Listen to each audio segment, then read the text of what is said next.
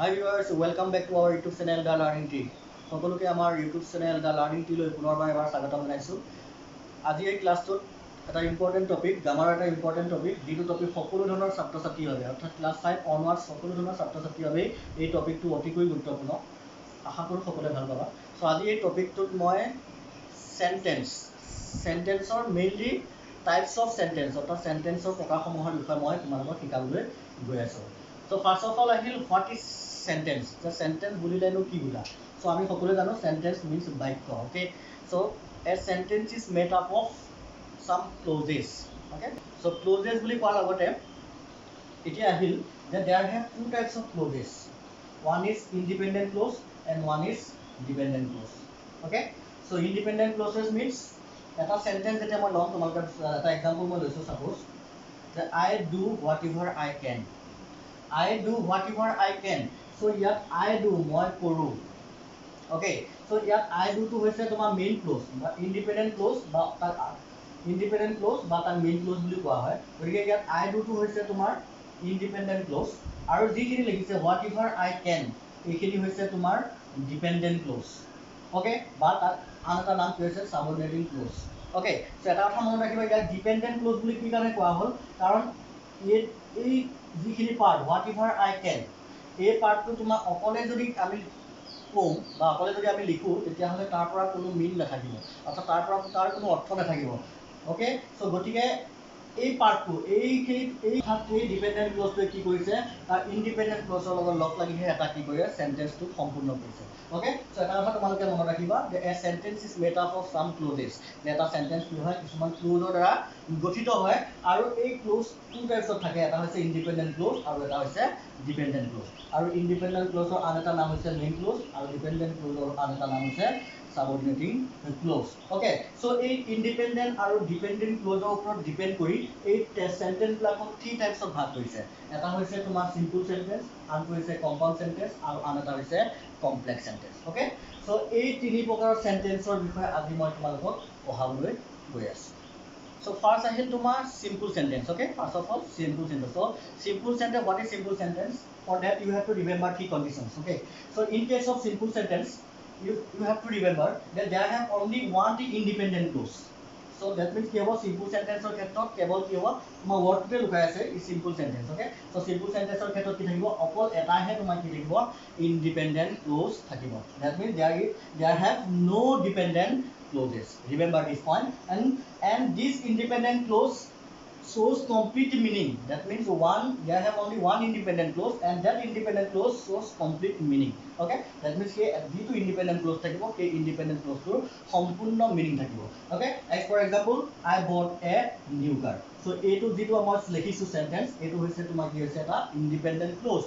Okay. So এই sentence টো তোমাৰ কি কৈছে এটা সম্পূৰ্ণ mean কৰিছে নাই যে I bought a new car মই এখন নতুন কাৰ কিনিলো এনে ক্ষেত্ৰত তোমাৰ কি হ'ব simple sentence. So in case of simple sentence, thus you have to remember there have only one independent clause. This is only one independent clause. There is no any depending clause, and also it shows complete meaning. Next I will compound sentences. Okay. So in case of compound sentences, you have to remember these 3 points. Okay. So first of all, two or more independent clauses. Okay. So in case of simple sentence, there was only one independent clause, but in case of compound sentences, there have two or more independent clause. That means in independent clause, there have two or more independent clause. That means দুটা বা তাতকৈ বেছি কি থাকিব independent clause থাকিব. Okay. Next, these two or more independent clause are joined by coordinating conjunction for, and, not, but, or, yet, etc. Okay. আৰু যিকেইটা তোমাৰ independent clause থাকিব two or more independent যিকেইটা তোমাৰ independent clause থাকিব সেই independent clause কেইটা কি হ'ব তোমাৰ coordinating conjunction যিবোৰ coordinating conjunction আমি ব্যৱহাৰ কৰোঁ coordinating conjunction বিষয়ে মই অলৰেডি তোমালোকক পঢ়াইছিলোঁ so coordinating conjunction যিবোৰ আছে যেনে for, and, not, but, yet এইবোৰ লগ লগাই পেলাই কি কৰা হ'ব এই independent clause বোৰ কি কৰা হ'ব জয়েন কৰা হ'ব and one more thing that there have no dependent clauses. Okay. So that's 3 points you have to remember that in case of compound sentences there have two or more independent clauses and these independent clauses are joined by coordinating conjunction and there is no dependent clauses in case of compound sentences. As for example, মই এটা example লৈছো চোৱা, Pranjal is sick, yet he is doing online classes. So ইয়াত তোমাৰ Pranjal is sick, okay? So independent clause, আৰু he is doing online classes, আৰু he কি কৰি আছে online class কৰি আছে. So ইয়াত যিটো Pranjal is doing, this is an independent clause, and he is doing online classes, this is also an independent clause, is not it? So these independent clauses are joined by conjunction yet.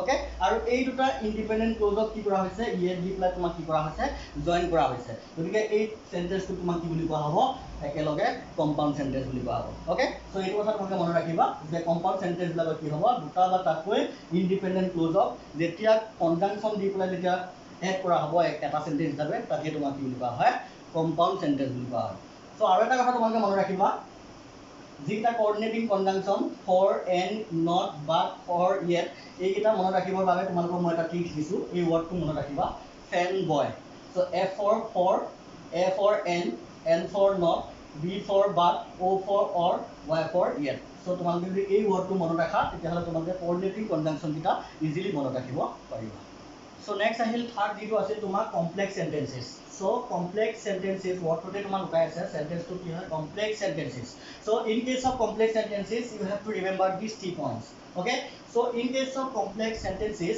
there have one independent clauses and at least one dependent clauses that means in case of compound sentences there have two or more independent clauses but in case of complex sentences there have one independent clauses and at least one dependent clauses okay that means that independent clause thakibo aru logote ki thakibo dependent clause thakibo okay and also these independent and dependent clauses are joined by subordinating conjunction like although since when unless okay aru kei ji kita toma dependent aru independent clause thakibo kei kita toma ki kora hobo although since when unless ene komo subordinating to conjunction dara ki kora hobo add kora hobo and also one more point then that sentences also joined by relative pronoun such as that who which etc okay so these 3 points